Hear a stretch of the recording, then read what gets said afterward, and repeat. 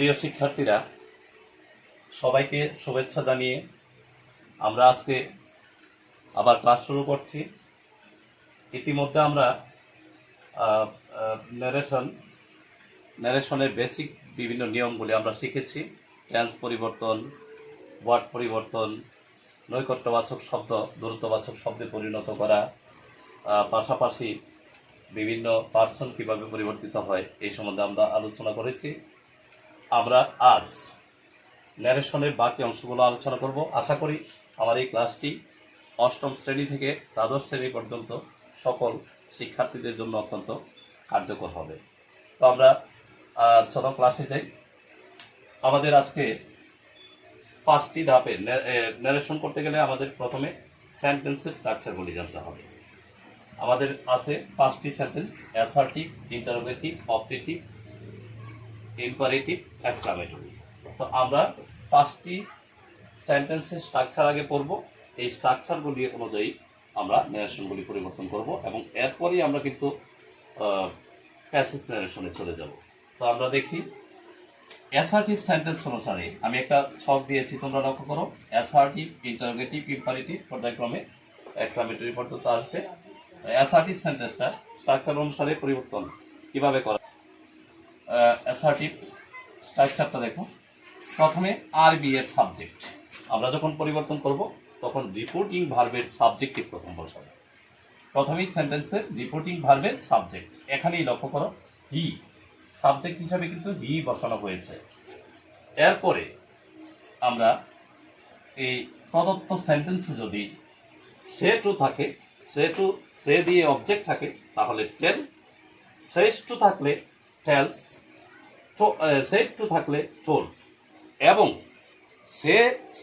সেডের পরে যদি কোনো অবজেক্ট না থাকে তাহলে উক্ত সেডটি কিন্তু বসবে। তোমরা লক্ষ্য করো এখানে দেওয়া আছে হি সেড টু থাকার কারণে এটা টু হয়েছে। যদি শুধু সেড থাকতো আর তুমি না থাকতো তাহলে সেইটি বসতো। তো আমরা ভার্বের পরিবর্তনটা নিশ্চয়ই বুঝতে পেরেছি, আগেও বোঝানো হয়েছে। তো টেল টেলস অথবা টোল্ড অথবা সেজ সেজ। এরপরে বসাবো আমরা প্রদত্ত অবজেক্ট। সেন্টেন্সে যে অবজেক্টটা থাকে, যেমন এখানে মি আছে, আমরা এখানে মি এনেছি। যদি অবজেক্ট না থাকে অবজেক্ট বসাবো না, অবজেক্ট প্রয়োজন নেই। তারপরে রিপোর্টিং ভার্ব এবং রিপোর্টেড স্পিচকে যুক্ত করার জন্য ওই যে কমা এবং ইনভার্টেড কমা উঠিয়ে আমরা ব্যবহার করব দ্যাট। অর্থাৎ কমা ইনভার্টেড কমা উঠে যাবে, উঠিয়ে আমরা অ্যাসার্টিভ সেন্টেন্সের ক্ষেত্রে দ্যাট ব্যবহার করব। এরপরে রিপোর্টেড স্পিচের মধ্যে যে সাবজেক্ট এখানে আই আছে, এইটা পরিবর্তিত হবে সাবজেক্ট অনুসারে, রিপোর্টিং ভার্বের সাবজেক্ট অনুসারে। যদি রিপোর্টেড স্পিচের মধ্যে ইউ থাকতো তাহলে অবজেক্ট অনুসারে পরিবর্তিত হতো, আর অবজেক্ট অনুসারে শুধু ইউ থাকলেই পরিবর্তিত হয়, অন্য সকল ক্ষেত্রে সাবজেক্ট অনুসারেই পরিবর্তন হয়। তো সাবজেক্ট অনুসারে রিপোর্টেড স্পিচের সাবজেক্ট পরিবর্তন। এরপরে ভার্ব, আমি এখানে চেঞ্জ লিখেছি, কারণ কি? কারণ হচ্ছে ভার্বটা যে টেন্সে থাকবে এই টেন্সে কিন্তু ইনডাইরেক্ট স্পিচে বসবে না। এটা বসাতে গেলে আমাদের লক্ষ্য করতে হবে রিপোর্টিং ভার্বের রূপটা কি। এটা যদি পাস্ট ফর্ম থাকে তাহলে রিপোর্টেড স্পিচের ভার্বটাও কিন্তু পাস্ট ফর্ম, অনুরূপ পাস্টে পরিণত হবে। এখানে সেইড টু, সেইড ভার্বটি পাস্ট, এই কারণে হ্যাভ না বসে এখানে বসবে হ্যাড বসানো হয়েছে, অর্থাৎ ভার্ব চেঞ্জ আকারে বসেছে এরপরে অবজেক্ট। এইভাবে যখন প্যাসেজ ন্যারেশনের মধ্যে আমরা দেখব অ্যাসার্টিভ সেন্টেন্স থাকবে তখন এই নিয়মে আমরা পরিবর্তন করব। প্রথমে সাবজেক্ট আনবো, তারপরে টোল্ড আনবো, তারপরে অবজেক্ট আনবো, তারপরে দ্যাট দ্বারা যুক্ত হবে, তারপরে সাবজেক্ট আসবে পরিবর্তিত আকারে, ভার্ব আসবে টেন্স অনুসারে, এরপরে অবজেক্টটি বসবে। এই হলো আমাদের অ্যাসার্টিভ সেন্টেন্সের পরিবর্তন।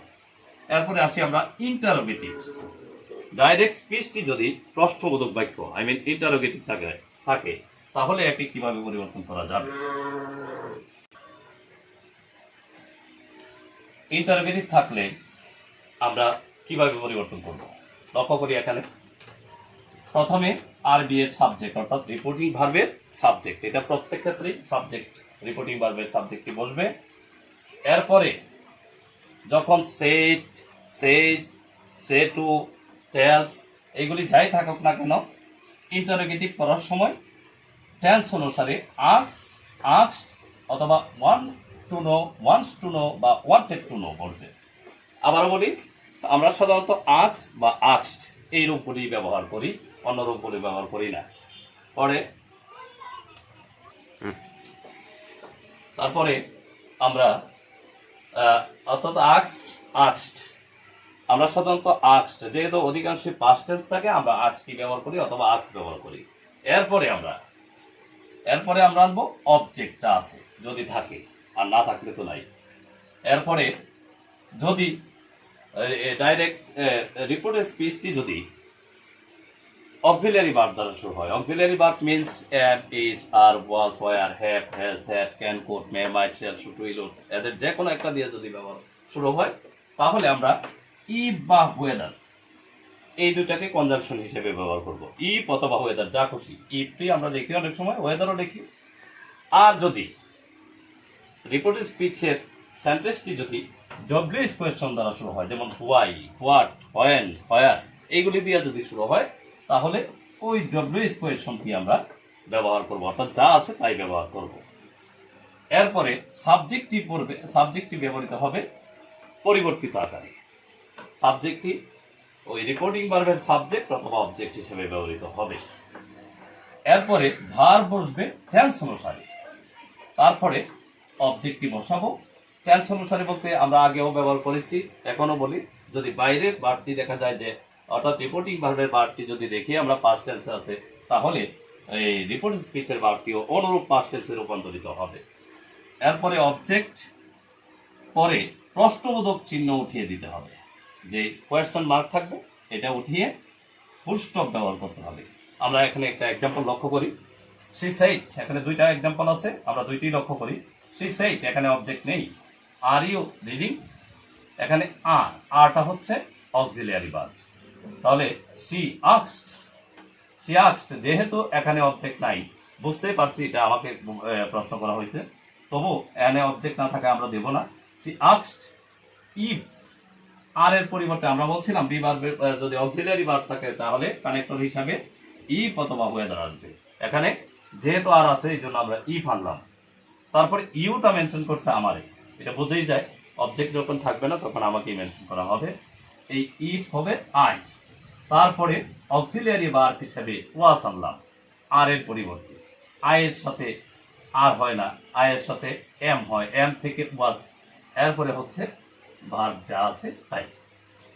আবার আমরা আরেকটা সেন্টেন্স লক্ষ্য করি, শি সেড টু মি, এখানে অবজেক্ট আছে, সেড টু আছে, সেড টুর পরিবর্তে আমরা ব্যবহার করলাম আস্কড আর অবজেক্ট মি।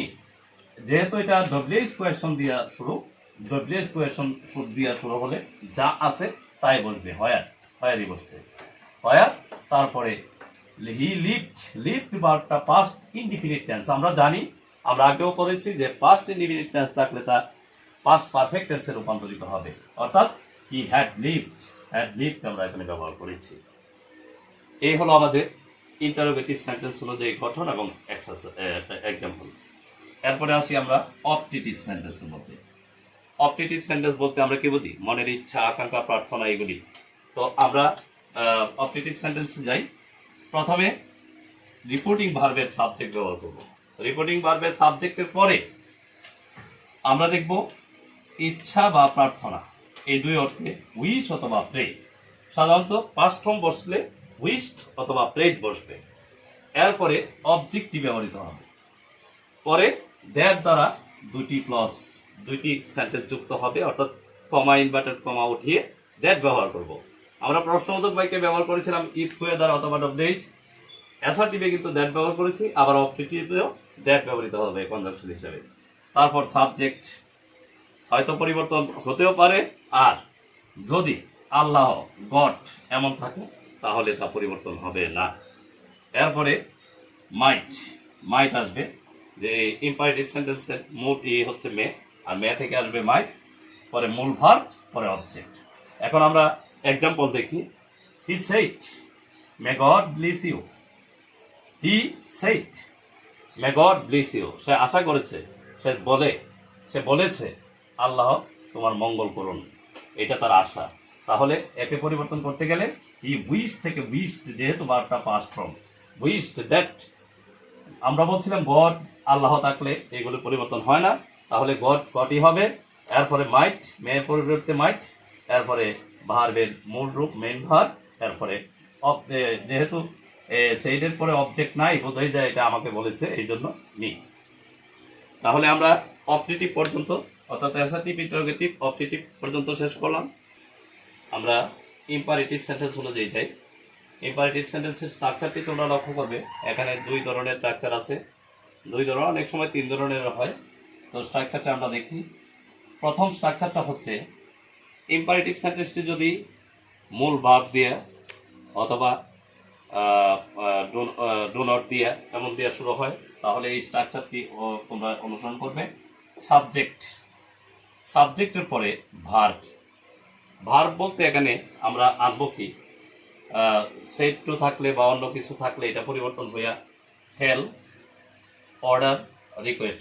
সাধারণত প্রেজেন্ট ফর্ম বসে না, বসে told, ordered, request, advice, prohibited, এই ধরনের, প্লাস অবজেক্ট। এরপরে অবজেক্টটা হচ্ছে ইফ নিডেড, আমি লিখে রেখেছি, যদি প্রয়োজন হয়, যদি দরকার পড়ে, যদি থাকে, এমন ধরনের।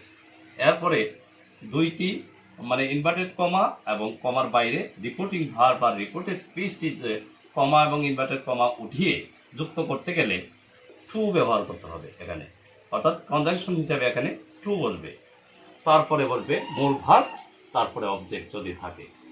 তো আমরা এর এখানে উদাহরণটা দেখি, এই নিয়ম অনুসারে উদাহরণটা দেখি। He said to me please come here, said to, এখানে সেড টু আছে আর এখানে প্লিজ আছে। প্লিজ মানে দয়া করে, এটা অনুরোধ করা বোঝাইছে। সুতরাং হি রিকোয়েস্টেড, যেহেতু এটা past form, he requested me to go দেয়ার।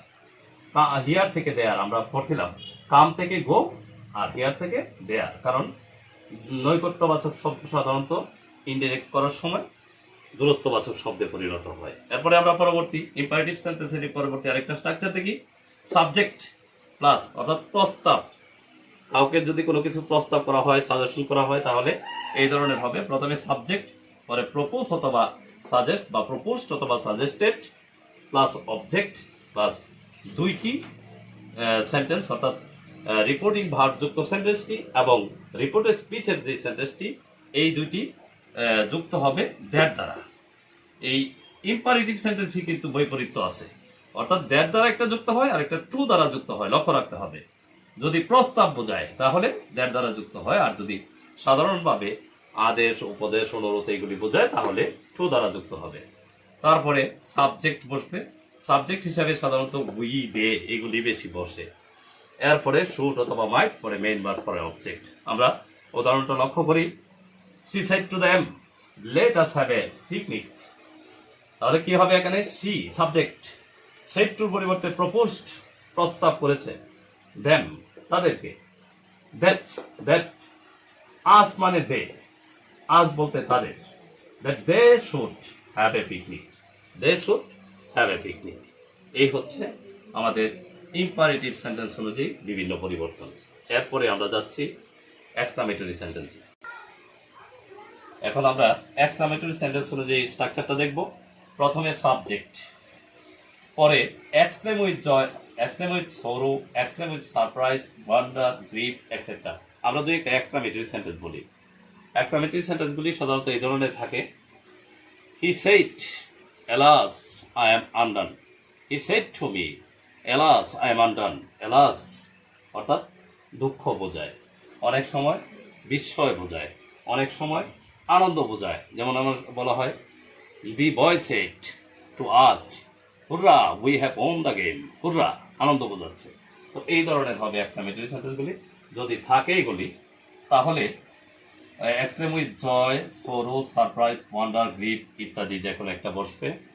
যদি বিস্ময় বোঝায় তাহলে ওয়ান্ডার অথবা সারপ্রাইজ বসানো হয়, যদি আনন্দ বোঝায় জয় বসানো হয়, যদি দুঃখ বোঝায় তাহলে সরো বসানো হয়, যদি খুব বেশি কষ্ট বোঝায় তাহলে গ্রিফ বসানো হয়। এরপরে দ্যাট বসিয়ে দুইটা সেন্টেন্স কানেক্ট করা হবে।